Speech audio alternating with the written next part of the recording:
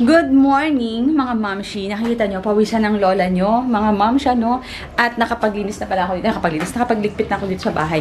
Bale, papakita ko sa inyo. Itong kwarto namin, di ba? Kwarto ng mga bata to. So, magmula nga nung nawala yung si Papa, yung dalawa kong anak, si Lay at si Prince, doon na natutulog or nagkwarto doon sa sa kwarto ni Tita Che, kina Mama, para samahan si Mama kasi wala siyang kasama sa baba. So, doon na siya natutulog. So, ito na ngayon yung itsura ng aming kwarto, yung kwarto nila dati. Yan. So, ginawa namin kwarto na to ni Christian. Alam niyo mga mams, ito nakakatawa to. Kasi itong kama na to, itong bed frame pala na to, mga mams, is nabili ko lang dyan sa nadadaanan ko. Nakita ko kasi, kulay black yan, original. Tapos, so, kalakalawang, ganon. So, sabi ko, nung pag lipat nila, sakto, wala kaming laging iniihian ni Zenki yung foam. So, sabi ko, sakto, tinanong ko kung anong size nung foam niya.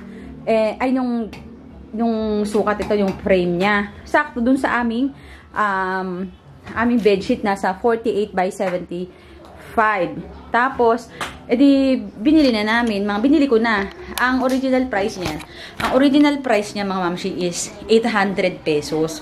Ay, 1,000 pesos. Sabi ko, tinawaran ko. Sabi ko, 800 na lang. Kukunin ko na. So, pumayag naman si Kuya kasi si Kuya talaga pumayag siya. Tapos, yung asawa niya, kinausap niya na kukunin na lang kasi wala naman daw gumagamit. So, ayun. And then, ang ginawa ni Daddy Christian, sabi ko nga sa kanya, ang gusto ko sana, nilinisan niya to as in, pinakinis niya muna to mga ma'am. Hindi ko alam kung may mga clip pa ako, pero insert ko dito. Yung mga pinagawang mga picture-picture. Tapos, pagkatapos nilinisan, sabi ko sa kanya, gusto ko sana, okay lang sa akin yung black. Display data yung gusto niyang gamitin. Kaya lang display, ma'am, medyo mahal na kita namin, medyo mahal talaga. Tapos sabi niya, meron ako dyan primer, gray. Sabi ko, sige, tignan natin yung gray. Tapos mga mamshi, wala siyang ganito. Ito, yung, ang tawag ito? Basta yung ganyan, wala siyang ganyan, wala talaga siyang ganyan. Original niya, nabili ko, walang ganyan. Tapos bumili siya. Ang gusto ko sana mga ganito, gold. Gold yung gusto ko. Kaya lang, wala naman siya nabiling gold. So, eto na lang. Nagulat nga ako na may binili pa siyang ganito. So, ayun yung kinalabasan niya. Maganda naman. Tapos sabi ko, bagay naman yung gray at saka yung silver. Huwag na nating pinturahan pa. Ito na lang, as is na yan, na silver at saka silver at saka gray. So, kasi maganda rin naman. Tapos, mga mamshi, ayan, etong computer, dyan yan kasi pinapanooran ko sa gabi. Tapos, bintana pa rin. Alam nyo, parang lumuwag, as in, lumiwag, umaliwalas talaga itong bahay. Tapos, naglagay lang ako ng isang kasi ang dami namin ganito. Yung iba nga, binibenta ko na. Ito sana, binibenta ko na yan. Sabi ko, ay, lagay ko na lang dito sa kwarto para may fresh. Although, marami naman talagang halahalaman dun sa labas. Maglagay lang din ako dito sa loob. Ayan. Tapos, mga mamshi, ayan, ito yung lagay na namin ng mga, kortina, ganyan. Tapos, ito, lagayan ko to talaga, diba? Nalala nyo, ang tagal-tagal na nito. Start pa lang yata ako ng vlogging. Tapos, nauso yung mga IKEA Emerald. Wala man tayong mambiling, yung sa IKEA. Bumili ko niyan.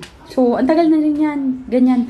Tapos, ang ginawa ko, lahat ng damit ko, dito ko na lang. Isipin nyo na lang kung gano'ng kakonti ang damit ko. Yan lang talaga. As in. Tapos ito wala pang laman to mga ma'am. Wala pang laman yan. Ganyan lang siya. Kasi ito yung mga makeup ko. Yan. Ganyan. Ang konti na. Tapos yun. Tapos ito. Short. T-shirt. Tapos ano ba to? Ayan. Yung mga panglakad na tops. Tsaka yung konting dress. Ito naman yung mga ang tawag ito, sports bra na tagal na rin. Declutter nga ako. Ito yung mga panty eme. Yan. Tapos, ito yung mga dress ko na ginagamit pang church. Ayan. Yan lang. Talagang yan lang mga mamshi. Talagang goal ko talaga. Yung mga simpleng lang. Konti lang, ganyan. Simple lang. Tapos yung mga bag ko. Tapos may iniipon pa pala. May bra pa dito. May iniipon pala ako mga mamshi kasi mahilig akong manood, diba, sa mga priest, sa mga mga blessing, ganyan. Eto, kulang pa ako ng salt. Meron na akong bell. Yan, papabless kasi yan. Tapos marami kaming rosary. So, ipapabless din siya. Tapos, ito yung mga rosaryo. Ayan. Tapos, ito, charcoal to. And then, ito bala ko to na dagdagan. Kahit mga dalawa pa. Kaso mahal kasi. Nasa 200 pesos ang isa sa St. Paul. Pero nung tinignan ko to sa online, mas mahal. 300. Tapos, ayan yung mga, ano nila nung, kailan to, yung, tag-isa sila nito ng grade 4, yung mga communion nila, parang souvenir. Ito kay Prince, ito kay Lay. Tapos, syempre, Bible. Meron naman kaming mga Bible, mga mamsi, meron dito. Yan. Kami mga Bible dito. Lahat ng Bible, pati yung mga Bible ng mga kapatid ko, kung meron sila, isasama ko na rin para isahan lang. So, kulang pa kami ng salt. So, kulang pa ako ng salt, mga mamsi. Yun na lang yung aking kulang. Salt kasi tubig. Pwede naman ako bumili ng Wilkins kasi isang Wilkins na para yung kalahati or kahit dalawa kasi yung isang buong Wilkins ibibigay ko kay mama. Tapos yung Wilkins na isa is amin naman dito sa bahay. Tapos kung gusto nyo magpasabay ng mga kapatid ko, titag-isa rin silang Wilkins kasi pwede rin yun inumin. Kasi pag nabasbasan na yun mga mamsi, magiging holy water na siya. Tapos magtitira lang ako sa isang botelya. Gaganon-ganon sa bahay. And then, yung iba, kapag daw may sakit-sakit ka or ganyan, nakakaranas ka ng ano, pwede daw yun inumin, sabi ni Father Jeff. Tapos, kulang pa yung salt, tapos yung water, mabilis na lang yan. At saka olive oil and candle. Yung candle kasi, mabilis na lang din yun. Yung olive oil, extra, mas maganda ka daw kung extra virgin olive oil. Kasi sa Bible, mga mamsi, olive oil talaga yung ginagamit doon. So, yun. Yung olive oil na gusto ko sana, extra virgin. Kasi medyo may pagkamahal yung extra virgin. Yun na nga. Yung extra virgin olive oil, mga moms, is medyo may pagkamahal siya.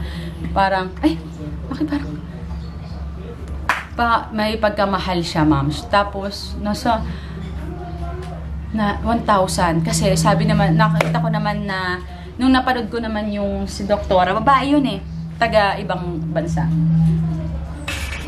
Ang 2 stable na oil sa mundo daw is coconut and olive. Tapos kapag bibili ka naman ng olive, kailangan nasa dark bottle siya. So, yung nasa dark bottle na nakita ko, mahal ma'am siya nasa 1,060 something. Ang dami ng balahibo dito, kaya lagi ako naglilinis everyday.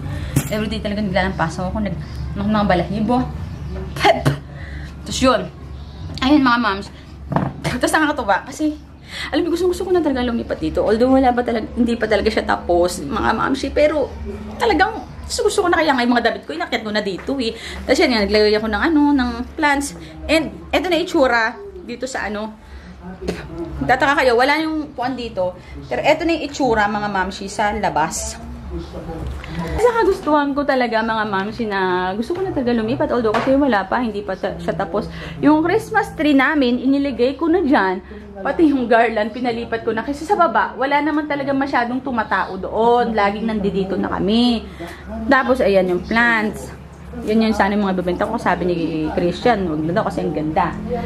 Tapos, ayan yung mga na-declutter ko pa. Ang dami kong na-declutter, mga mamsi. Ang dami talagang ibibenta. Wala lang talaga akong pwesto Tapos meron tayo yung mga plants. So, plants. Etong hagdan ni Papa. Hagdan ni Papa. Tapos ayan yung ito yung couch. Nandiyan dyan. Tapos umorder na si Daddy Christian ng skim coat para mas skim coatan niya na yan. Ito yung aming mesa na maliit. Ito yung aming mesa dining. Dito kami nakain. So, ito naman mga mamsi, sana magkaroon ako ng benta para ito yung gusto kong next project ko na mapakinis na siya. Parang kakabitan na lang ng bintana. Parang ganon.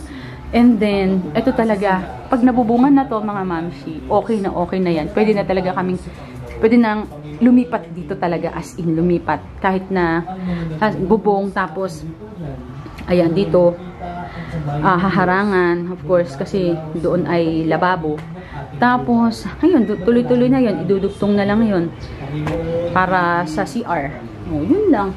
Ito nakaraan talaga, pinush ko to na Linisan namin lahat ng mga nakaharang dyan, ibinaba namin doon. Mukhang tambakan na talaga yung nandoon sa baba para, alam mo yun, ma-feel ko lang talaga na malapit na kami lumipat kahit malayo pa. Ganon. So, ang dami pang gagawin. Pero kahit na at least, diba? So, ayun. Ayan, si Zenki. Zenki boy! Ngatin mo na naman yan. So, ayun lang, mga mamshi, ang aking umaga. Wala si Daddy Christian sa taas. Sa taas, gagawin namin garden. Mga gulay-gulay. At least, nakapagbinhi-binhi na kami. So, ayun.